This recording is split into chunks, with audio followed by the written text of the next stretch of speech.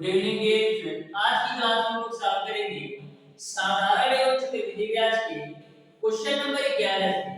इसके पहले ऑलरेडी मैंने साधारण एवं चक्रवृद्धि ब्याज पर एक क्लास ले रखा हूं, जिसमें मैंने आपको बेसिक कॉन्सेप्ट के साथ साथ क्वेश्चन नंबर 1 से लेकर के क्वेश्चन नंबर 10 तक के सारे प्रश्नों का सॉल्यूशन करवा दिया है। यदि वो वीडियो आपने अभी तक नहीं देखा है तो जरूर देखिएगा, डिस्क्रिप्शन में उसका लिंक मिल जाएगा। डियर स्टूडेंट, इस चैप्टर से आपके पॉलिटेक्निक एंट्रेंस एग्जाम में प्रत्येक वर्ष 2 से 3 क्वेश्चन पूछा जाता है, तो प्रत्येक क्वेश्चन को ध्यान से अच्छी तरीके से समझते हुए चलिएगा। मैं आपको प्रत्येक क्वेश्चन का सॉल्यूशन इस तरीके से कराने वाला हूं कि आपके पॉलिटेक्निक एंट्रेंस एग्जाम में साधारण एवं चक्रवृद्धि ब्याज से कोई भी क्वेश्चन पूछ लिया जाए, मैक्सिमम 10 से 15 सेकंड के अंदर 100% एक्यूरेसी के साथ सॉल्व कर सकते हैं। तो स्टार्ट करते हैं आज की क्लास। देखते हैं क्वेश्चन नंबर 11। तो क्वेश्चन नंबर 11 आपके सामने है, ध्यान से समझिएगा कैसे सॉल्व करना है। क्वेश्चन नंबर 11 आपका इस प्रकार से है, चक्रवृद्धि ब्याज की 8% वार्षिक दर से 3 वर्ष बाद रुपया 8116 का कर्ज 3 बराबर किस्तों में चुकाना है, प्रत्येक किस्त का मान है। तो ध्यान से क्वेश्चन नंबर 11 को समझिएगा। आपका क्वेश्चन नंबर 11 चक्रवृद्धि ब्याज का क्वेश्चन है।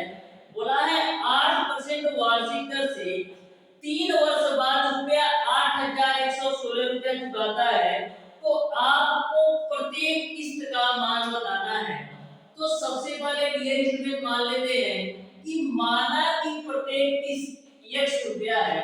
तो सबसे पहले मान लेते हैं कि माना कि प्रत्येक किस्त रुपया x है। मैंने मान लिया कि प्रत्येक किस्त x रुपया जमा करता है। अब डियर स्टूडेंट, जो पहली किस्त जमा करेगा 1 साल बाद, दूसरी किस्त जमा करेगा 2 साल बाद और तीसरी किस्त जमा करेगा 3 साल बाद, इस तरीके से जो पहली किस्त का मान होगा वो x बटेगा 1 प्लस r अपान 100 के पावर n की वैल्यू कितनी आएगी? n की वैल्यू 1 आएगी, क्योंकि पहली किस्त 1 साल बाद जमा करता है प्लस का।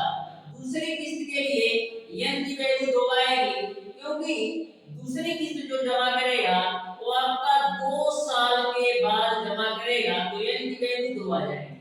अब बात करते हैं तीसरी किस्त 3 साल बाद जमा करेगा, यानी x बटेगा 1 प्लस r अपान 100, n की वैल्यू यहां पर कितनी आएगी? 3 साल। इस तरीके से पहली किस्त की वैल्यू a होगी, दूसरी किस्त की वैल्यू a होगी और तीसरी किस्त की वैल्यू a होगी। तो इस तरीके से टोटल 8116 रुपया जमा करता है 3 साल बाद।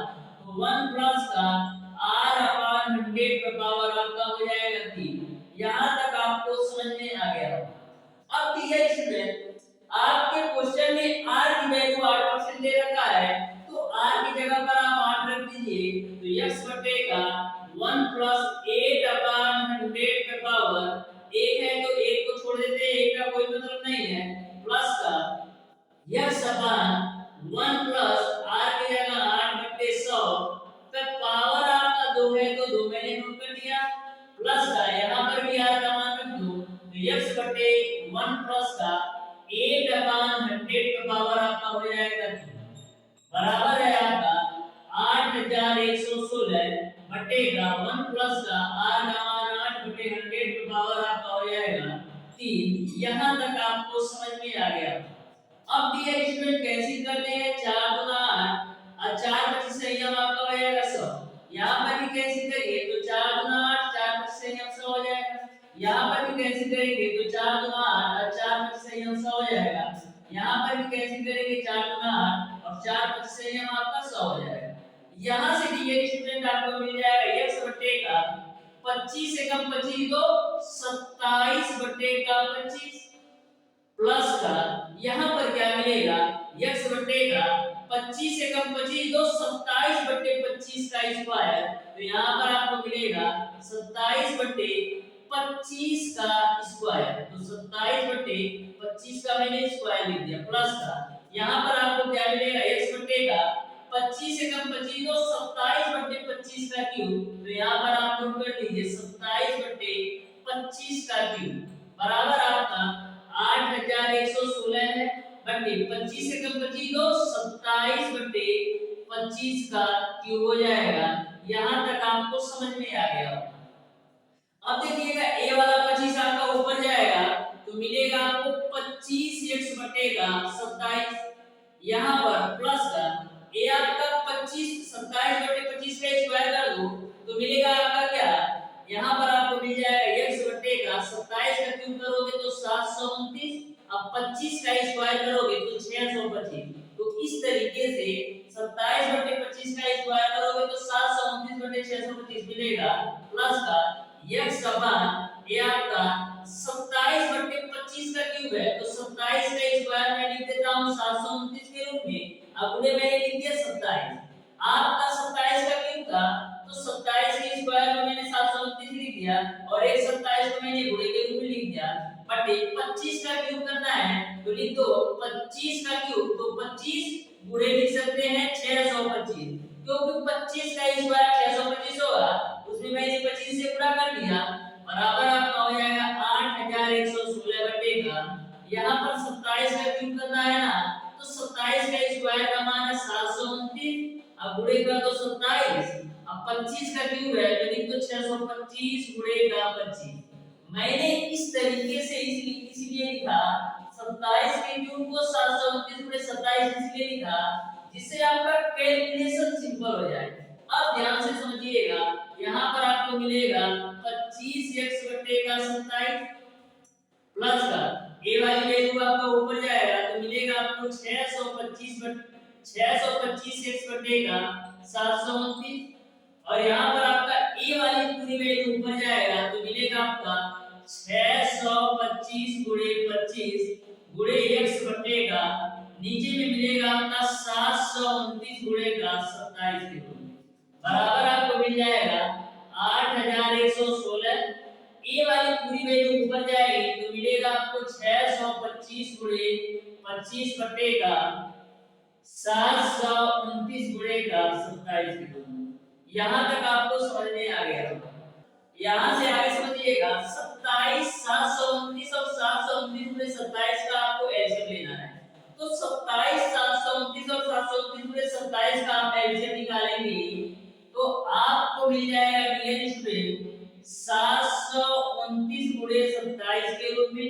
अब देखिएगा 27 से 27 आपका कैंसिल होगा तो 729 का गुणा आपका होगा 25x में, यानी आपका हो जाएगा 729 गुणे 25x, अब बीच में प्लस है तो प्लस, यहाँ पर 729 से 729 कैंसिल होगा तो 27 का गुणा होगा 625x में, तो 27 का गुणा आपका होगा 625x में, फिर बीच में प्लस है तो प्लस 729 गुणे 27 729 गुणे 27 कैंसिल होगा तो आपको मिलेगा 625 गुणे का 25x, और राइट साइड वाली वैल्यू आपको वैसे ही नोट कर देना है, तो है आपका 8116 गुणे का 625 गुणे का 25, और नीचे में आपका है 729 गुणे का 27 के रूप में, तो 729 गुणे 27 से 729 गुणे 27 आपका कैंसिल होगा, तो यहाँ से डियर स्टूडेंट आपको मिलेगा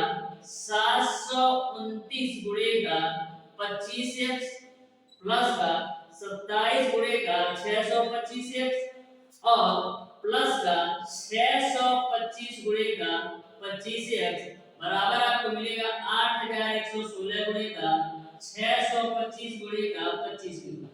यहाँ से डियर स्टूडेंट इसको और इसको सॉल्व कीजिएगा तो आपको मिलेगा 50,725 x के बराबर है आपका 8116 गुणे का 625 गुणे का 25 के रूप में। 25 से काटो तो 25 दूना 50, 7 कटेगा नहीं तो 0 चलेगा, फिर 25 दूना आपका 50 होगा, फिर बचेगा आपका 22 5, यानी कि 25 9 आपका हो जाएगा 225 बराबर आपका हो जाएगा 8116 गुणे का 625, यहाँ पर आपका गुणे के x के रूप में है तो x लिख लेते हैं।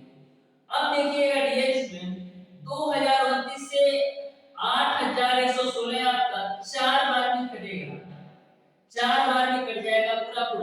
तो यहाँ से आपको मिलेगा x बराबर मिलेगा आपको 4 गुणे का 625। अब 4 गुणे 625 किसके बराबर होता है, तो 4 गुणे 625 करोगे तो आपको मिलेगा 625 गुना 1250 और 1250 गुना कितना हो जाएगा 2500, यानी x की जो वैल्यू आएगी वो आपका 2500 के बराबर होगा। इस तरीके से जो प्रत्येक किस्त का मान होगा वो आपका 2500 होगा, यानी कि क्वेश्चन नंबर 11 का जो आंसर होगा वो आपका ऑप्शन नंबर बी सही हो जाएगा। तो डियर स्टूडेंट इस क्वेश्चन में कुछ नहीं है, बस आपको कैलकुलेशन अच्छी तरीके से करना है। अब देखते हैं डियर स्टूडेंट क्वेश्चन नंबर 12। तो क्वेश्चन नंबर 12 को भी आप ध्यान से समझिएगा। जो आपका क्वेश्चन नंबर 12 है ये आपका पॉलिटेक्निक एंट्रेंस एग्जाम 2007 में पूछा गया क्वेश्चन है, तो ध्यान से समझिएगा क्वेश्चन नंबर 12 को कैसे सॉल्व करना है। क्वेश्चन नंबर 12 आपका इस प्रकार से है, रुपया 1750 की एक राशि दो भागों में इस प्रकार विभाजित की जाती है कि पहले भाग पर 8% की दर से वार्षिक साधारण ब्याज तथा दूसरे भाग पर 6% की दर से वार्षिक साधारण ब्याज बराबर है, तो प्रत्येक भाग पर ब्याज है ये आपको बताना है। तो ध्यान से क्वेश्चन नंबर 12 को समझिएगा डियर स्टूडेंट। क्वेश्चन नंबर 12 में यह बोला गया है कि रुपया 1750 की राशि को दो भागों में इस प्रकार विभाजित किया जाता है कि पहले भाग पर जो ब्याज की दर है 8% है और दूसरे भाग पर ब्याज की दर है वो आपका 6% है। तो आपको प्रत्येक भाग पर ब्याज बताना है, जबकि दोनों भाग पर ब्याज आपका समान है। तो ध्यान से समझिएगा। सबसे पहले मैं मान लेता हूं कि जो आपका रुपया 1750 है उसको मैंने दो भागों में P1 और PT के रूप में डिवाइड कर दिया, यानी कि रुपया 1750 को दो भागों में विभाजित किया जा रहा था, तो मैंने P1 और P2 के रूप में दो भागों में विभाजित कर लिया। तो यदि पहला भाग आपका 100 रुपया होगा तो दूसरा भाग आपका कितना होगा, दूसरा भाग आपका 1750 माइनस का 100 होगा, क्योंकि रुपया 1750 को दो भागों में विभाजित किया जाता था। तो पहला भाग यदि 100 होगा तो दूसरा भाग आपका 1750 माइनस 100 होगा। फिर क्वेश्चन में बोला है कि पहले भाग पर 8% की दर, तो पहला भाग आपका 1 है, इस पर जो है दर है वो आपका 8% की दर, तथा दूसरे भाग पर 6% की दर, यानी कि दूसरे भाग पर जो दर है वो आपका 6% है। तो बोला है कि साधारण ब्याज बराबर है, यानी कि जितना साधारण ब्याज पहले पे मिलता है उतना ही साधारण ब्याज दूसरे भाग पे मिलता है। तो आपको ब्याज बताना है। तो डियर स्टूडेंट समय का जो मान है वो आपका दोनों जगह समान है। तो सबसे पहले बात करते हैं पहले भाग पर साधारण ब्याज कितना मिलेगा। तो पहले भाग पर जो साधारण ब्याज होगा वो मूल धन गुणे दर के समय घटा 100 के बराबर होगा। तो पहले भाग का मूलधन है x, दर का मान है 8, समय आपका t है, बट्टे का 100 बराबर आपका हो जाएगा दूसरे भाग का साधारण ब्याज। तो दूसरे भाग का साधारण ब्याज किसके बराबर होगा, दूसरे भाग का साधारण ब्याज आपका बराबर होगा मूल धन गुणे दर के समय घटा 100 के। तो मूल धन आपका है 1750 माइनस x, दर आपका 6% है, समय आपका t है, बट्टे का आपका हो जाएगा 100। 100 से 100 आपका कैंसिल आउट, यहां से देखिएगा डियर स्टूडेंट t से t आपका कैंसिल हो जाएगा, तो मिलेगा आपको 8x बराबर 6 का 1750 में गुणा, तो 1750 गुणे 6 हो जाएगा माइनस का 6 है, माइनस का 6 से इधर आएगा तो 14x बराबर आपको मिलेगा 1750 गुणे का 6 के रूप में।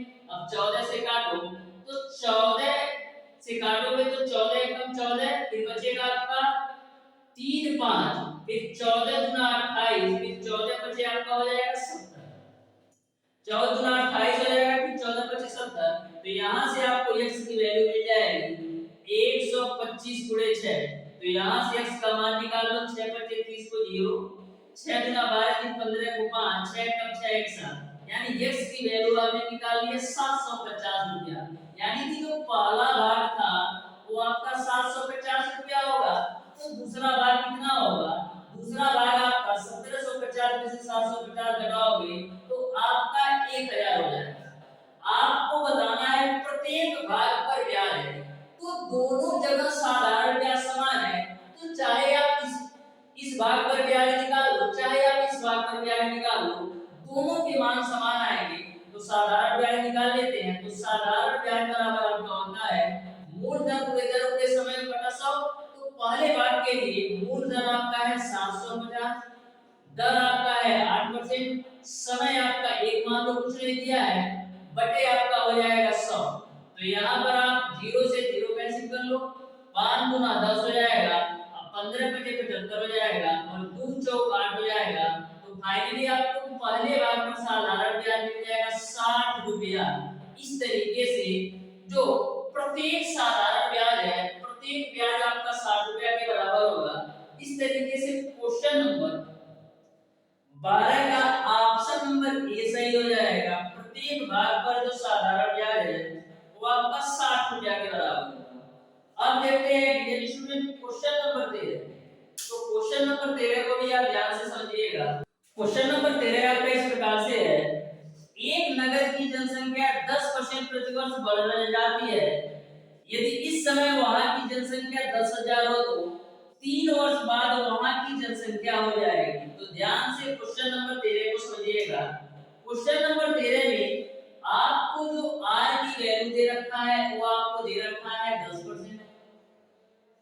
उसके बाद से डियर स्टूडेंट आपका जो वहां की जनसंख्या है, जो वहां की जनसंख्या है वो आपको 10,000।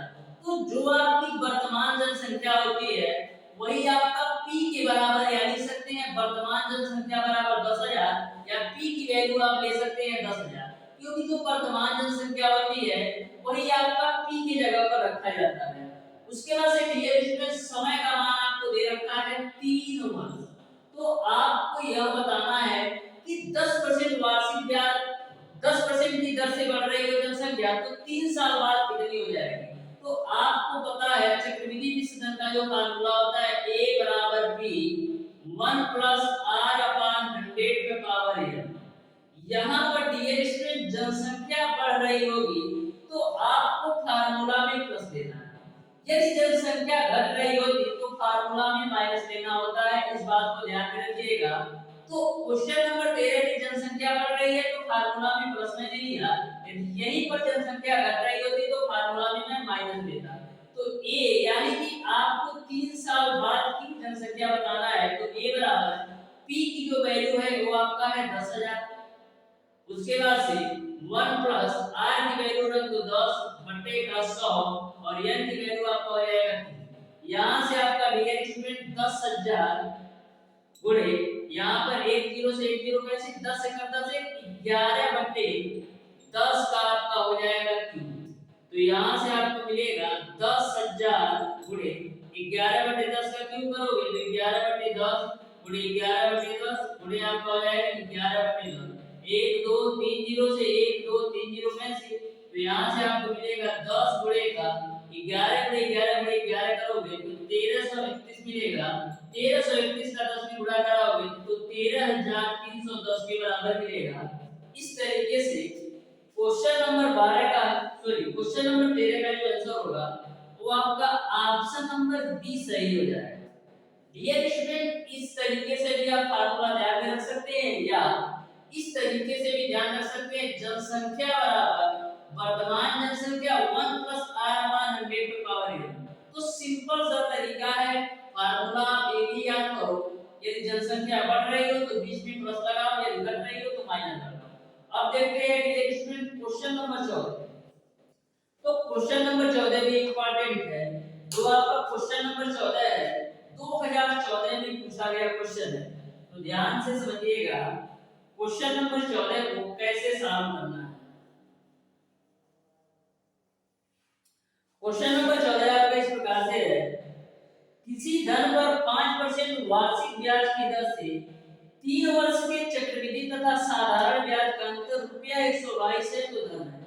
तो ध्यान से क्वेश्चन नंबर 14 को समझिएगा। जो आपका क्वेश्चन नंबर 14 है वो आपका 3 वर्ष के साधारण ब्याज और चक्रवृद्धि ब्याज के अंतर पर है।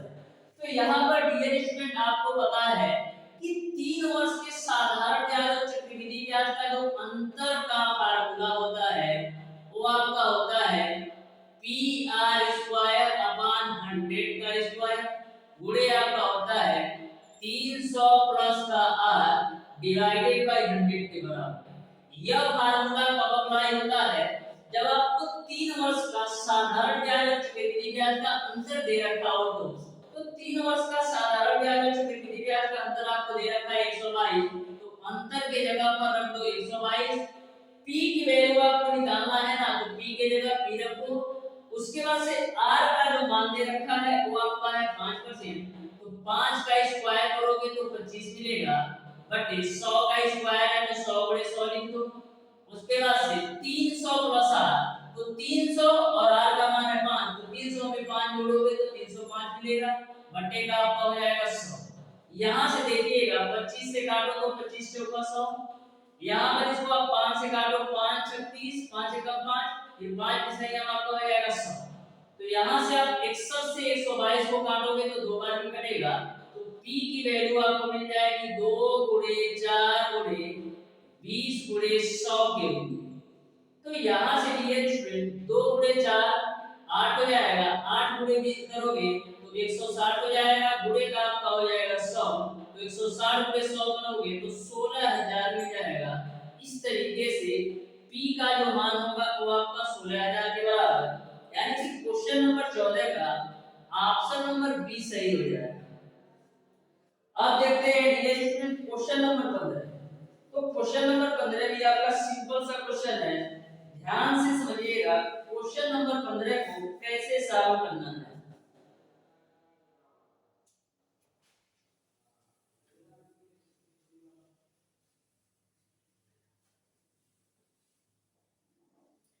तो क्वेश्चन नंबर 15 का इस प्रकार से है, किसी धन पर 2 वर्ष का चक्रवृद्धि ब्याज रुपया 205 और उसी धन पर उतने ही समय के लिए उसी दर से साधारण ब्याज रुपया 200 है, तो मूल धन आपको बताना है।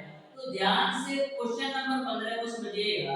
आपको 2 वर्ष का साधारण ब्याज और 2 वर्ष का चक्रवृद्धि ब्याज दे रखा है, तो आपको मूल धन बताना है। तो डियर स्टूडेंट आपका ये हो गया सिंपल इंटरेस्ट यानी साधारण ब्याज, ये आपका हो गया कंपाउंड इंटरेस्ट यानी चक्रवृद्धि ब्याज। तो डियर स्टूडेंट मैंने आपको बताया था कि जो आपका साधारण ब्याज होता है वो प्रत्येक वर्ष का समान होता है, यानी पहले वर्ष का साधारण ब्याज 100 रुपया है तो दूसरे वर्ष का भी साधारण ब्याज 100 रुपया होगा और तीसरे वर्ष का साधारण ब्याज भी 100 रुपया होगा। यहाँ पर 2 साल का साधारण ब्याज 200 रुपया दिया गया है, यानी पहले साल का भी साधारण ब्याज 100 रुपया होगा और दूसरे साल का भी साधारण ब्याज 100 रुपया होगा। क्यों?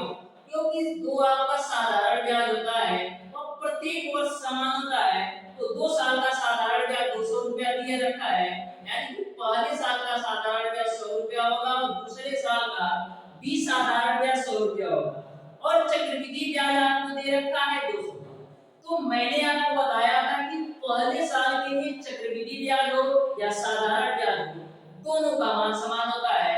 तो पहले साल के लिए साधारण ब्याज और चक्रवृद्धि ब्याज का मान समान होता है, यानी कि पहले साल का जो चक्रवृद्धि ब्याज होगा ये भी आपका 100 रुपया होगा। लेकिन क्वेश्चन में दे रखा है कि 2 साल का जो चक्रवृद्धि ब्याज है वो आपका 205 रुपया है, तो पहले साल का 100 रुपया है तो दूसरे साल का कितना हो जाएगा 105 रुपया, क्योंकि 2 साल का चक्रवृद्धि ब्याज आपका 205 दे रखा है, तो पहले साल का यदि 100 रुपया है तो दूसरे साल का आपका 105 रुपया होगा।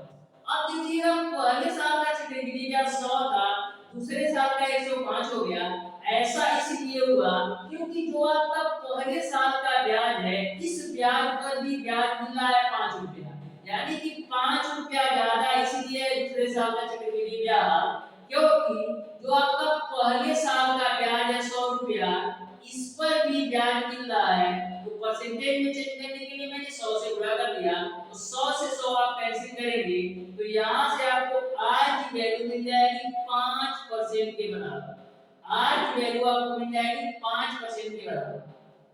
अब आपको डियर स्टूडेंट निकालना है कि मूलधन क्या है, तो आपको पता है साधारण ब्याज बराबर आपका होता है मूलधन गुणे दर गुणे समय बटे का 100। तो यहाँ पर आपका 2 साल का जो साधारण ब्याज दे रखा है क्वेश्चन में वो आपका 200 रुपया दिया है। p की वैल्यू निकालना है, r का मान आपने निकाला है 5%, समय कितना लेना है, समय आपका 2 साल, क्योंकि 2 साल का साधारण ब्याज आपको 200 दे रखा है, बटे आपका हो जाएगा 100। अब देखिएगा इसको आप 5 से काटो तो 5 दूना 10 आपका 0 हो जाएगा, फिर आप 2 से काटोगे तो 2 दाइया 20 हो जाएगा। तो फाइनली आपको p की वैल्यू मिल जाएगी 200 गुणे का 10, तो p का मान आपको मिल जाएगा 2000 के बराबर। इस तरीके से जो मूलधन होगा वो आपका 2000 होगा, यानी कि क्वेश्चन नंबर 15 का ऑप्शन नंबर सी सही हो जाएगा। अब देखते हैं नेक्स्ट क्वेश्चन नंबर 16। तो क्वेश्चन नंबर 16 भी इंपॉर्टेंट है, ध्यान से समझिएगा कैसे सॉल्व करना है।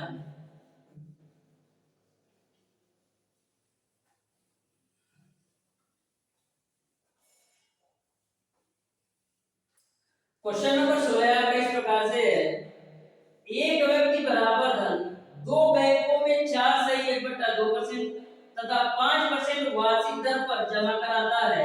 यदि 2 वर्ष बाद कुल ब्याज रुपया 247 मिला हो तो प्रत्येक बैंक में जमा किया धन है। तो ध्यान से क्वेश्चन नंबर 16 को समझिएगा। एक व्यक्ति जो है बराबर धन दो बैंकों में जमा कराता है, तो मैंने मान लिया क्वेश्चन नंबर 16 के लिए डियर स्टूडेंट कि दो बैंक हमारे P1 और P2 के रूप में दो बैंक है, बराबर धन जमा करता है, यानी यदि पहले बैंक में x रुपया जमा करता है तो दूसरे बैंक में भी आपका x रुपया ही जमा करता है। अब डियर स्टूडेंट आगे क्वेश्चन में बोला है कि 4 सही 1/2% तथा 5% वार्षिक दर पर जमा कराता है, यानी पहले बैंक में जो पैसा जमा किया है इसकी जो दर है वो आपका 4 सही 1/2% से मिल रहा है, और जो दूसरे बैंक में जो पैसा जमा कराता है इसमें इसको जो दर मिल रहा है वो आपका 5% मिल रहा है। और जो समय आपका है 2 वर्ष, यानी कि पहले बैंक में भी आपका 2 साल के लिए पैसा जमा होता है और दूसरे बैंक में भी 2 साल के लिए पैसा जमा होता है। फिर क्वेश्चन में बोला है कि जो पहले बैंक में पैसा जमा किया और दूसरे बैंक में पैसा जमा किया, दोनों बैंकों को मिलाकर जो आपको साधारण ब्याज मिल रहा है वो आपका 247 रुपया के बराबर है। तो आपको प्रत्येक बैंक में जमा किया हुआ धन बताना है। तो सबसे पहले डियर स्टूडेंट करेंगे क्या, पहले बैंक का साधारण ब्याज और दूसरे बैंक का साधारण ब्याज का योग निकाल लेते हैं। तो जो दोनों साधारण ब्याज का योग है वो आपका 247 के बराबर है। तो पहले बैंक का साधारण ब्याज किसके बराबर होगा, पहले बैंक का साधारण ब्याज मूलधन गुणे दर कितना होगा, 4 गुना 8 9/2 मूलधन गुणे दर गुणे समय आपका 2 साल है, बट्टे का आपका हो जाएगा 100। ये पहले बैंक में जमा किया हुआ साधारण ब्याज है प्लस का दूसरे बैंक का साधारण ब्याज निकालो, तो मूलधन तो एक ही है, दर आपका है 5%, समय आपका है 2 साल, बट्टे का 100। अब डियर स्टूडेंट पहले बैंक का साधारण ब्याज और दूसरे बैंक का साधारण ब्याज का जो योग है वो आपका 247 रुपया के बराबर है। तो आपको बताना है प्रत्येक बैंक में कितना पैसा जमा किया था, यानी x की वैल्यू निकालना है। तो 2 से 2 कैंसिल कर दो तो मिलेगा आपको 9x/100 प्लस का यहाँ पर आपको 5 गुना 10x/100 बराबर आपको मिल जाएगा 247 रुपया। यहाँ पर देखिएगा दोनों के हर समान है तो नीचे आपको मिलेगा 10 और 10x 9x जोड़ोगे तो 19x बराबर आपको मिल जाएगा 247 रुपया। 19 से काटो तो 19 से कम 19 बचे 5 7 19 3 57, तो यहाँ से x की वैल्यू मिल जाएगी 13 गुणे 100 के रूप में, यानी x का जो मान आएगा वो आपका 1300 के बराबर आएगा। इस तरीके से जो प्रत्येक बैंक में जमा किया हुआ पैसा था वो आपका 1300 था, यानी कि क्वेश्चन नंबर 16 का ऑप्शन नंबर सी सही हो गया। अब देखते हैं डियर स्टूडेंट क्वेश्चन नंबर 17।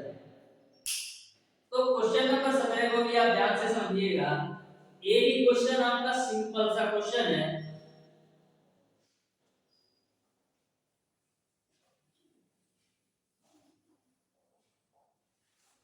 तो क्वेश्चन नंबर 17 आपका इस प्रकार से है, रुपया 25,000 का 3 वर्ष का चक्रवृद्धि ब्याज क्या होगा जबकि ब्याज की दर पहले वर्ष 8%, दूसरे वर्ष 9% तथा तीसरे वर्ष 10%।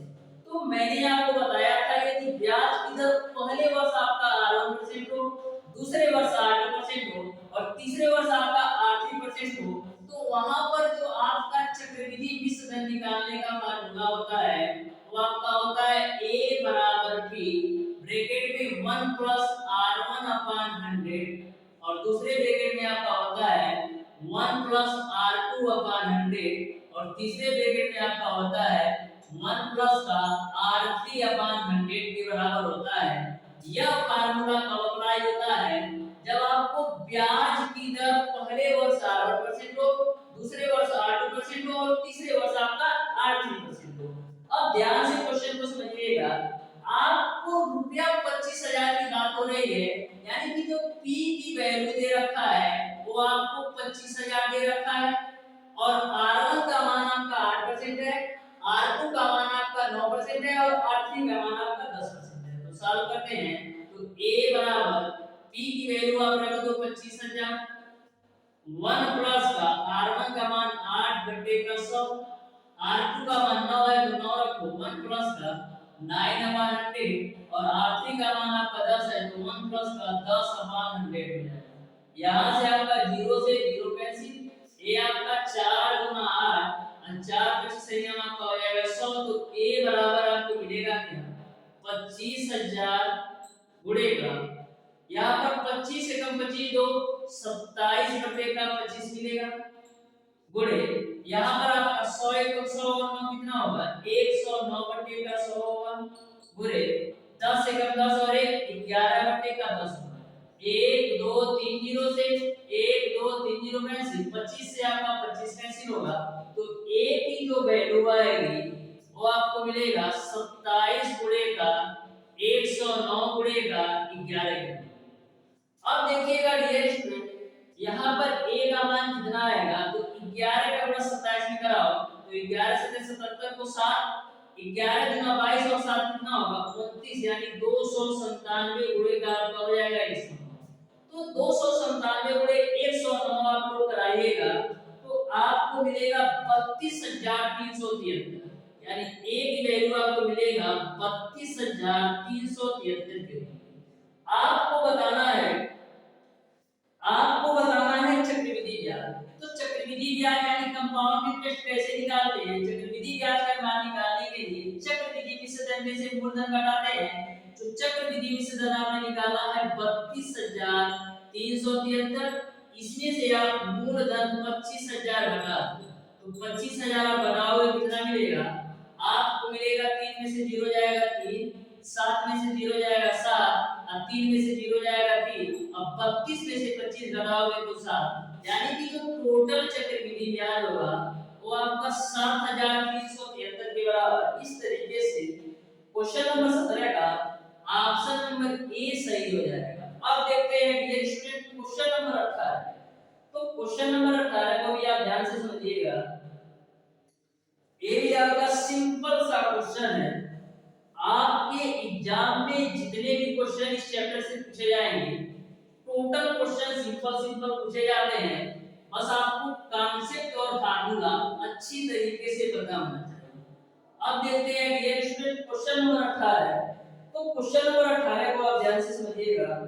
बोला है किसी धन को 2 वर्ष के लिए किसी विशेष दर पर उधार दिया गया, यदि ब्याज की दर 3% अधिक होती तो ब्याज रुपया 72 अधिक मिलता तो वह मूलधन है।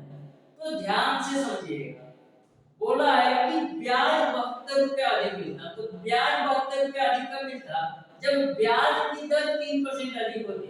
तो ध्यान से समझिएगा यहाँ पर 72 रुपया ब्याज अधिक क्यों मिल रहा है कब जब ब्याज की दर 3% अधिक होती तो मूलधन को मैं मान लेता हूं p दर आपका 3% अधिक होने पर 72 रुपया अधिक मिलता है और ये समय कितना दे रखा है समय आपका है 2 वर्ष तो 2 रख दो बटे का 100 रख दिया। मैंने क्या किया डियर स्टूडेंट यह 72 रुपया ज्यादा इसलिए मिला है क्योंकि मूलधन पर जो ब्याज की दर है वो 3% बढ़ा दिया जाता है।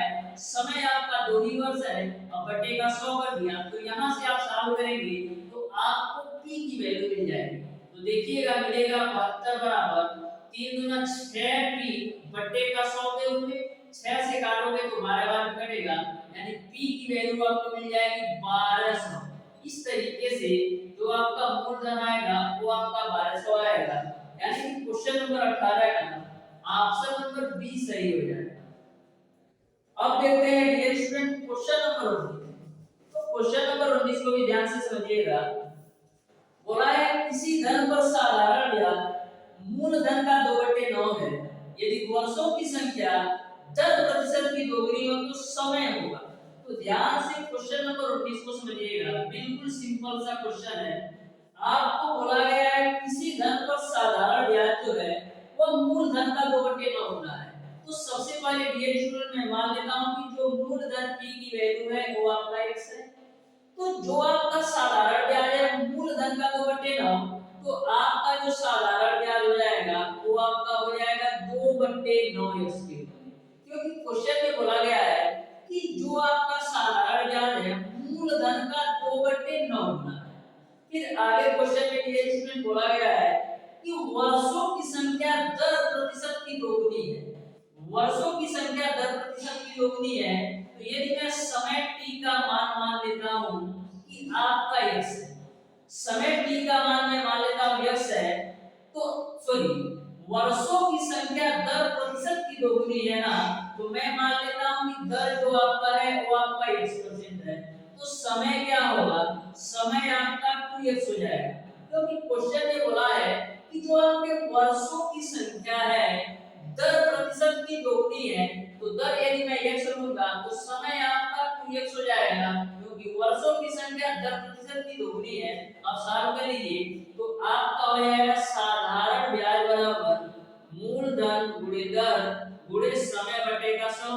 तो साधारण ब्याज आपका है 2/9x, या आप इसको चलिए कोई दिक्कत नहीं, 2/9x बराबर आपका p का मान मैंने माना है x, यहां से r की वैल्यू आपने माना है x, गुणे t का मान माने आना है 2x बटे का आपका हो जाएगा 100। यहां पर डियर स्टूडेंट x इसको भी माना है और s इसको भी, इसको आप क्या करिए y मान लीजिए, यानी इसको y मानेंगे तो ये आपका 2y हो जाएगा। तो यहां पर आप y मान लीजिए, तो y मान लिया मैंने, ये आपका y हो जाएगा, ठीक है, सेम नहीं होना चाहिए। तो x से आपका x कैंसिल हो जाएगा, 2 से आपका 2 कैंसिल हो जाएगा, तो यहां से आपको मिलेगा क्या, यहां से आपका 100 इधर आएगा तो मिलेगा आपको 100/9 बराबर y गुणे y, यानी y स्क्वायर बराबर मिलेगा आपको 100/9, तो y बराबर आपको मिल जाएगा 10/3। तो y की वैल्यू आपने निकाल लिया 10/3, y किसको आपने माना था, r को माना था, यानी r का जो मान है वो आपका 10/3%। आपको क्वेश्चन में बताना है किस समय होगा, यानी t का मान बताना है तो 2 है और y का मान आपका है 10/3 है, तो सॉल्व कर लो तो मिलेगा आपको 20/3। 20/3 को आप सॉल्व करोगे तो 6 सही 2/3 के बराबर मिलेगा। इस तरीके से क्वेश्चन नंबर 19 का जो आंसर होगा वो आपका ऑप्शन नंबर बी सही हो जाएगा। अब देखते हैं ये स्टूडेंट क्वेश्चन नंबर 20। तो क्वेश्चन नंबर 20 भी आपका सिंपल सा क्वेश्चन है, ध्यान से समझिएगा कैसे सॉल्व करना। क्वेश्चन नंबर 20 आपका इस प्रकार से है, कोई धन साधारण ब्याज की दर से 4 वर्ष में ₹924 तथा 7 वर्ष में 1092 हो जाता है, ब्याज की दर। तो ध्यान से क्वेश्चन नंबर 20 को समझिएगा। क्वेश्चन में बोला है कि कोई धन जो है साधारण ब्याज की दर से 4 वर्ष में आपका 924 हो जाता है, 4 वर्ष में जो है वो आपका 924 हो जाता है, और 7 वर्ष में जो है 7 वर्ष में वही धन वो आपका 1092 हो जाता है। तो आपको यह बताना है, तो आपको यह बताना है कि ब्याज की दर क्या है। तो साधारण ब्याज का क्वेश्चन है, ये इसमें कोई धन जो है आपका 4 वर्ष में 924 हो जाता है साधारण ब्याज की दर से, और वही धन जो है साधारण ब्याज की दर से 7 वर्ष में 1092 हो जाता है। तो मैंने आपको बताया था कि जो आपका साधारण ब्याज होता है वो प्रत्येक वर्ष समान होता है। तो धन तो आपका समान है, लेकिन 4 वर्ष में 924 रुपया है और 7 वर्ष में आपका 1092। तो 924 से इसलिए हुआ है क्योंकि 1092 में आपका 3 साल का साधारण ब्याज जुटा हुआ है। 924 से 1092 इसलिए हुआ है क्योंकि जो आपका 1092 है इसमें 3 वर्ष का साधारण ब्याज ज्यादा है, तो 3 वर्ष का साधारण ब्याज निकाल लेते हैं। तो 3 वर्ष का जो साधारण ब्याज किसके बराबर होगा, 1092 में से 924 घटाओ तो 12 में से 4 जाएगा, फिर यहाँ पर 8 में से 2 जाएगा 6, फिर 10 में से 9 जाएगा 1, यानी कि 3 वर्ष का जो साधारण ब्याज है 168 रुपया ज्यादा है, इसीलिए 924 से बढ़कर 1092 होगा। तो 3 वर्ष का साधारण ब्याज आपका 168 है, तो 1 वर्ष का निकालो तो 3 से काटेंगे तो 3 बचे 15 यानी 3 छक्का 18, यानी कि 1 वर्ष का जो साधारण ब्याज है वो आपका 56 रुपया के बराबर है। आपको ब्याज की दर बताना है तो डियर स्टूडेंट जो आपका 924 रुपया है ये 4 वर्ष का साधारण ब्याज सहित मिश्र दर है। तो यहाँ पर जो आपका 924 रुपया है इसमें 4 साल का साधारण ब्याज जुड़ा हुआ है, तो मूलधन निकालने के लिए क्या करेंगे, 4 साल के मिश्र धन 924 रुपया में से 4 साल का साधारण ब्याज घटा दो तो 4 1 साल का साधारण ब्याज आपका है 56। मैंने क्या किया, ये आपका 4 साल का मिश्र धन है साधारण ब्याज की दर से, तो 4 साल के मिश्र धन में से मैंने 4 साल का साधारण ब्याज घटा दिया, क्योंकि 1 साल का 56 रुपया है तो 4 साल का 4 रुपये 56 हो जाएगा। तो यहाँ से हम मूलधन निकाल सकते हैं, तो 924 माइनस का 4 से 24 को 4 और 4 पचे 20 और 2 22, तो 924 में से 222 घटाओगे तो मिलेगा आपको 700, यानी कि जो मूलधन की वैल्यू है वो आपका 700 के बराबर है। आपको दर चाहिए तो दर निकाल लीजिए, तो साधारण ब्याज बराबर आपका हो जाएगा मूलधन गुणे दर गुणे समय बटे का 100। तो 4 साल का साधारण ब्याज आपने देखा है 224 रुपया, तो 224 रख दो, मूलधन आपने निकाला है 700, दर का मान ज्ञात करना है, समय का मान कितना लेंगे, समय का मान 4 लेंगे, क्योंकि 4 साल का साधारण ब्याज आपका 224 रुपया है, बटे आपका हो जाएगा 100, 100 डबल जीरो से डबल जीरो कैंसिल, 7 से काटो तो 7 3 21, फिर 7 गुना 14, फिर 4 से काटो तो 4 और 32, तो यहाँ से आपको r की जो वैल्यू मिल जाएगी वो आपका 8% के बराबर हो जाएगा। इस तरीके से क्वेश्चन नंबर 20 का जो आंसर होगा वो आपका ऑप्शन नंबर सी सही हो जाएगा। अब देखते हैं डियर स्टूडेंट्स क्वेश्चन नंबर 21। तो सेम कॉन्सेप्ट पर क्वेश्चन नंबर 21 को भी सॉल्व करना है। जैसे आपने क्वेश्चन नंबर 20 को सॉल्व किया उसी तरह क्वेश्चन नंबर 21 को भी सॉल्व करना है, तो ध्यान से समझिएगा क्वेश्चन नंबर 21 को।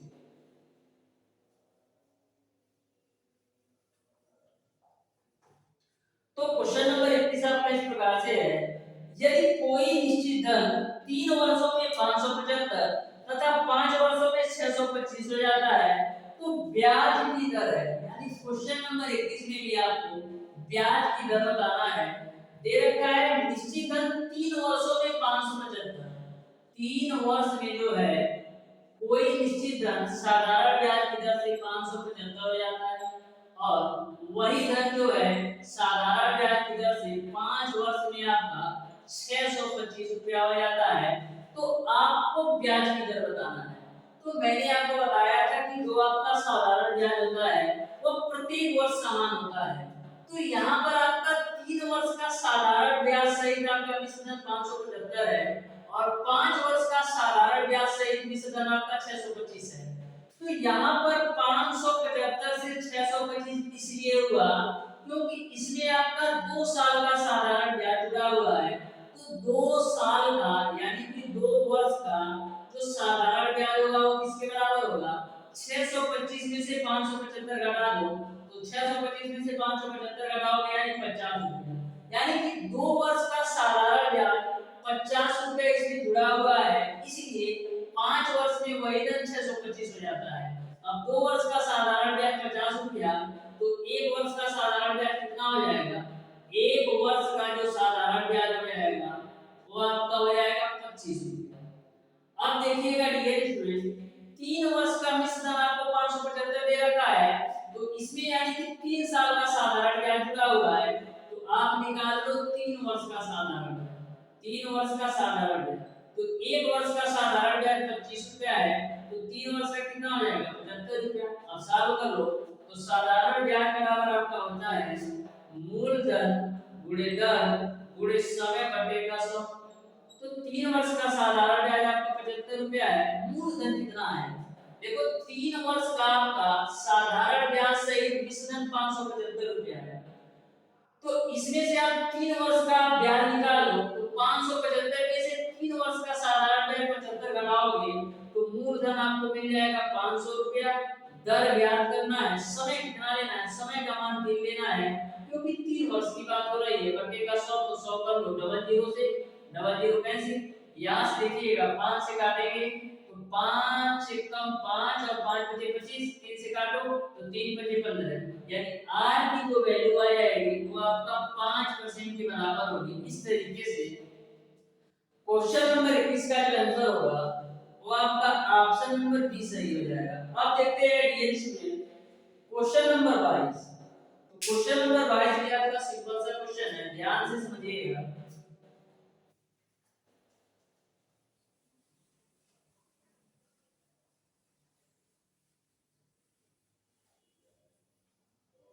क्वेश्चन नंबर 22 आपका इस प्रकार से है, एक धन चक्रवृद्धि ब्याज की दर से 2 वर्ष में रुपया 9680 तथा 3 वर्ष में रुपया 10648 हो जाता है। ब्याज की दर प्रति वार्षिक हो तो वह धन तथा ब्याज दर क्रमशः होगी। तो ध्यान से क्वेश्चन नंबर 22 को समझिएगा, बिल्कुल सिंपल सा क्वेश्चन है। आपका दिया गया है कि चक्रवृद्धि ब्याज की दर से 2 वर्ष में जो है 9680 हो जाता है और वही धन जो है चक्रवृद्धि ब्याज की दर से 3 वर्ष में आपका 10648 हो जाता है। तो आपको बताना है कि वह धन और ब्याज की दर क्या थी, ये आपको बताना है। तो ध्यान से क्वेश्चन नंबर 22 को समझिएगा। जो आपका क्वेश्चन नंबर 22 है ये आपका चक्रवृद्धि ब्याज का क्वेश्चन है, ध्यान से समझिएगा। चक्रवृद्धि ब्याज की दर से 2 वर्ष का मिश्रण 9680 है और उसी धन पर 3 वर्ष का जो है मिश्रण वो आपका 10648 है। तो 9680 से 10648 क्यों हुआ? 9680 से 10648 इसलिए हुआ क्योंकि 9680 पर भी ब्याज का ब्याज मिला है। तो क्या करेंगे, 9680 पर भी ब्याज मिला है तो देख लेते हैं कितना ब्याज मिलेगा। तो ब्याज निकालने के लिए करेंगे क्या, 3 वर्ष का जो मिश्रण है 10648 में से आप 9680 घटाएंगे तो आपको यह पता चल जाएगा कि 9680 पर कितना ब्याज मिला है कि वही धन आपका 9680 से बढ़कर 10648 हो गया। तो यहाँ से आप निकाल लो ब्याज कितना मिला है, तो 8 में से 0 जाएगा 8, फिर यहाँ पर आपका 14 में से 8 जाएगा 6, फिर उसके बाद से यहाँ पर आपका 15 में से 6 जाएगा 9, यहाँ पर आपका 0, यानी कि 968 रुपया ब्याज मिला है। इसीलिए कि 2 वर्ष का जो आपका चक्रवृद्धि मिश्रण 9680 बढ़कर 10648 रुपया होगा। अब देखिएगा 968 रुपया ब्याज मिला है किस पर, 9680 पर। अब परसेंटेज में चेंज करने के लिए 100 से गुणा कर लो, 0 से 0 कैंसिल, 968 से 968 कैंसिल, तो यहाँ से जो r की वैल्यू निकल जाएगी वो आपका 10%, यानी कि ब्याज की दर आपने निकाल दिया 10%। अब आपको निकालना है मूलधन। तो मूलधन निकालने के लिए क्या करते हैं, आपको पता है कि मिश्रधन बराबर आपका होता है मूलधन 1 प्लस r/100 की पावर आपका होता है। तो यहाँ पर आपका 2 वर्ष का जो मिश्रधन है वो आपका 9680 है, तो 9680 बराबर मूलधन निकालना है तो b रखो 1 प्लस का r की वैल्यू 10 बटे का 100 और n की वैल्यू आपको ले लेना है 2। तो यहाँ से आपका हो जाएगा 9680 बराबर p, 0 से 0 कैंसिल, 10 से कम 10 और 1 11 बटे 10 का स्क्वायर करोगे तो मिलेगा आपको 121 बटे का 100। ये आपका 10 से कम 10 और 1 11 बटे 10 का स्क्वायर, 11/10 का स्क्वायर करोगे 121/100 मिलेगा। 11 से काटो, 11 11 121, 11 से काटोगे तो 11/88, 11/88 जीरो। फिर यहाँ पर 11 से काट दो तो 11 बटे आपका हो जाएगा 88 जीरो। तो p की वैल्यू आपको मिल जाएगी 80 गुणे का 100 के रूप में। तो 80 गुणे 100 करेंगे तो 8000 मिल जाएगा, यानी p का जो मान होगा वो आपका 8000 होगा और जो दर का मान होगा वो आपका 10%। इस तरीके से क्वेश्चन नंबर 22 का सॉरी क्वेश्चन नंबर 21 का ऑप्शन नंबर ए सही हो जाएगा। क्वेश्चन नंबर 23 आपका इस प्रकार से है, ए ने बी को रुपया 2000 7% साधारण ब्याज की दर से उधार दिए। 6 वर्ष के पश्चात बी ने रुपया 2500 तथा एक घड़ी देकर ऋण चुका दिया। घड़ी का मूल्य आपको बताना है। तो ध्यान से क्वेश्चन नंबर 23 को समझिएगा। सबसे पहले ए देखते हैं कि 2000 रुपया पर उसको कितना ब्याज के रूप में और देना पड़ेगा। तो सबसे पहले 2000 का 6 वर्ष के लिए 7% की दर पर ब्याज निकाल लेते हैं कि ब्याज कितना आएगा। तो सबसे पहले आप साधारण ब्याज निकालो। तो मूलधन तो आपका है 2000 रुपया, दर आपका है 7%, समय आपका है 6 साल, बटे आपका तो 6, डबल जीरो से डबल जीरो कैंसिल। तो यहाँ से आपको साधारण ब्याज निकलेगा 20 गुणे 7 करोगे 140 गुणे 6 करोगे तो 140 गुणे 6 करोगे तो 14 6 84, यानी 840 रुपया साधारण ब्याज मिल जाएगा। कितने का? 6 साल के लिए जब वो 2000 रुपया 7% की दर से लेगा तो उसको 840 रुपया साधारण ब्याज देना पड़ेगा। तो टोटल कितना पैसा देना पड़ेगा? टोटल उसको 2000 रुपया मूलधन और 840 रुपया ब्याज के रूप में देना पड़ेगा। इस तरीके से 6 वर्ष बाद उसको 2840 रुपया दे करके ऋण चुकाना हो। लेकिन 2840 रुपया ऋण चुकाने के लिए करता क्या है, वो 2500 रुपया देता है और एक घड़ी देता है। तो 2840 में से 2500 घटाओ कितना बचेगा? 0 4 3, यानी कि 340 रुपया बचेगा। तो 2500 तो नगद दे दिया तो 340 रुपया को घड़ी होगी, क्योंकि वो 2840 रुपया चुकाने के लिए 2500 रुपया और एक घड़ी देता है। तो जब 2500 रुपया देगा तो 340 रुपया की घड़ी होगी। तो इस तरीके से क्वेश्चन नंबर 23 का ऑप्शन नंबर सी सही हो जाएगा। अब देखते हैं dear student question number 24। Question number 24 आपका इस प्रकार से है, एक किसान ने पंपिंग सेट लगाने के लिए 9% साधारण वार्षिक ब्याज की दर से ऋण लिया। उसने 2 वर्ष बाद रुपया 5900 देकर ऋण अदा किया। उसने ऋण लिया था, आपको बताना है। तो ध्यान से क्वेश्चन नंबर 24 को समझिएगा। आर की वैल्यू आपको दे रखा है 9%। उसके बाद से आपको जो 2 वर्ष चुकाया गया धन है वो आपका 5900, यानी कि मिश्र धन ए की वैल्यू आपको दे रखा है 5900 के रूप में। समय टी का मान है आपका 2 वर्ष। तो आपको मूलधन पी की वैल्यू ज्ञात करना है। तो जो आपका क्वेश्चन नंबर 24 है साधारण ब्याज का क्वेश्चन है। तो यहाँ पर जो आपको मिश्र धन दे रखा है वो आपका 5900 के रूप में। तो डियर स्टूडेंट आपका जो मिश्र धन होता है ये आपका मूलधन प्लस का साधारण ब्याज के बराबर होता है। तो मूलधन मैंने मान लिया p, साधारण ब्याज क्या होगा? मूलधन गुणे दर गुणे समय बटे का 100 के बराबर। यानी कि जो आपका मिश्र धन है मूलधन और साधारण ब्याज के योग के बराबर है। तो मिश्र धन तो आपको दे रखा है 5900, p है जो p रखो प्लस का p, r की वैल्यू आपको लेना है 9 और समय का मान आपका है 2 साल, बटे का आपका 200। इसी को आप सॉल्व कर लीजिए। तो 5900 यहाँ से आपका एलसीएम आएगा 100, ये आपका होगा 100p प्लस का 9 गुना 18p।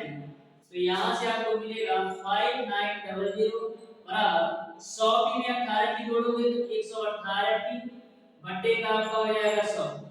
अब देखिएगा 59 एकदम 5900 और 59 से आप 118 को काटोगे तो 2 बार निकलेगा, फिर 2 से आप काट दो 100 को तो 50 बार निकलेगा। तो यहाँ से p की वैल्यू आपको मिलेगी 50 गुणे का 100 के रूप में। तो p का मान आपको मिल जाएगा 5000। इस तरीके मूल धन का मान होगा वो आपका 5000 होगा, यानी कि क्वेश्चन नंबर 24 का ऑप्शन नंबर बी सही हो जाएगा। अब देखते हैं डियर स्टूडेंट क्वेश्चन नंबर 25। तो क्वेश्चन नंबर 25 इस चैप्टर का लास्ट क्वेश्चन है, ध्यान से समझिएगा कैसे सॉल्व करना है। क्वेश्चन नंबर 25 आपका इस प्रकार से है, किसी व्यक्ति ने स्टेट बैंक में लगातार 3 वर्ष तक 9% साधारण ब्याज पर प्रत्येक वर्ष के आरंभ में एक निश्चित धनराशि जमा की। यदि 3 वर्ष बाद बैंक में उसका रुपया 1770 जमा हो गया तो ज्ञात कीजिए उसने प्रति वर्ष कितना रुपया जमा किया था। तो ध्यान से क्वेश्चन नंबर 25 को समझिएगा। सबसे पहले मैं मान लेता हूं कि प्रति वर्ष जो है उसने x रुपया जमा किया था। मैं मान लेता हूं कि प्रति वर्ष जो है उसने x रुपया जमा किया था। तो पहले वर्ष का मिश्रण और दूसरे वर्ष का मिश्रण और तीसरे वर्ष का जो मिश्रण मिलाकर के टोटल पैसा जमा करता है वो आपका 1770 रुपया है। तो सबसे पहले वर्ष का यानी कि एक वर्ष का मिश्रण हम निकालते हैं। एक वर्ष का मिश्रण किसके बराबर होगा? एक वर्ष का जो मिश्रण होगा वो आपका मूलधन धन साधारण ब्याज के बराबर होगा। तो मूलधन मैंने माना है 100 रुपया, मैंने मान लिया है कि प्रत्येक वर्ष 100 रुपया जमा करता है तो यस यहाँ पर p की वैल्यू आपका x आ जाएगी प्लस उस पर साधारण ब्याज। तो मूलधन और दर का मान आपको दे रखा है 9। एक साल की बात हो रही है तो समय का मान 1 आएगा, बटे का आपका हो जाएगा 100। तो यहाँ से आप सॉल्व करोगे तो मिलेगा आपको 109 x बटे का 100। यहाँ से आप सॉल्व करोगे तो 109 x बटे का 100 मिलता है। अब बात करते हैं 2 वर्ष का मिश्रण कितना होगा। तो 2 वर्ष का मिश्रण, तो 2 वर्ष का मिश्रण किसके बराबर होगा? 2 वर्ष का जो मिश्रण बराबर होगा वो आपका मूलधन प्लस का साधारण ब्याज के। तो मूलधन तो आपका 100 रुपया है और साधारण ब्याज क्या होगा? मूलधन गुणे दर, समय आपका हो जाएगा 2 साल क्योंकि 2 वर्ष की बात हो रही है, बटे का आपका हो जाएगा 100। तो यहाँ से आप सॉल्व करोगे तो 9 गुना 18 और 100 कितना आ जाएगा? 118 x बटे का 100। अब निकालते हैं डिस्टेंस 3 वर्ष का मिश्रण। तो यहाँ निकाल लीजिए 3 वर्ष का मिश्रण। तो 3 वर्ष का मिश्रण किसके बराबर होगा? मूलधन धन साधारण ब्याज के। तो मूलधन तो आपका है x, साधारण ब्याज क्या होगा? मूलधन गुणे दर, समय आपका 3 साल बटे आपका 200। तो यहाँ से आपका 9 3 27 और 100 कितना आ जाएगा? 127 x बटे का 100। इस तरीके से पहले वर्ष का मिश्रण आपका 109 x बटे का 100, दूसरे वर्ष का 118 x बटे का 100 और तीसरे वर्ष का आपका 127 x बटे का 100। अब तीनों मिश्रण का जो योग बराबर करके जमा करता है वो आपका 1770 रुपया है। यानी कि जो आपका 109 x बटे 100 प्लस का 118 x बटे का 100 प्लस का 127 x बटे का 100 की वैल्यू है वो आपका 1770 के बराबर है। तो आपको यह बताना है कि उसने प्रति वर्ष कितने रुपए जमा किए। तो सबका हर समान है तो नीचे तो आपका आ जाएगा 100। अब 109 118 और 127 जोड़ोगे तो मिलेगा आपको 354 x बराबर आपको मिल जाएगा 1770। यहाँ से डियर स्टूडेंट ये आपका 177 एकम 177 और 0 हो जाएगा। 177 से 354 को काटोगे तो आपका 2 बार में कटेगा तो मिलेगा आपको 2x बटे का 100 बराबर आपको मिलेगा 10। 2 से काट दो तो 5 बार में कटेगा तो यहाँ से x की वैल्यू आपको मिल जाएगी 500। इस तरीके से जो उसने प्रति वर्ष जमा किया पैसा उस 500 रुपया जमा करना था। इस तरीके से क्वेश्चन नंबर 25 का ऑप्शन नंबर ए सही हो जाएगा। इस तरीके से डियर स्टूडेंट आज की क्लास में मैंने आपको बताया साधारण एवं चक्रवृद्धि ब्याज की क्वेश्चन नंबर 11 से लेकर के क्वेश्चन नंबर 25 तक के सारे प्रश्नों का सॉल्यूशन। फिर भी यदि आपको किसी भी क्वेश्चन में कोई भी डाउट या कोई भी कंफ्यूजन हो तो आप मुझे कमेंट बॉक्स में कमेंट करके जरूर बताइएगा। यदि वीडियो अच्छा लगा तो वीडियो को लाइक और चैनल को सब्सक्राइब जरूर कीजिए।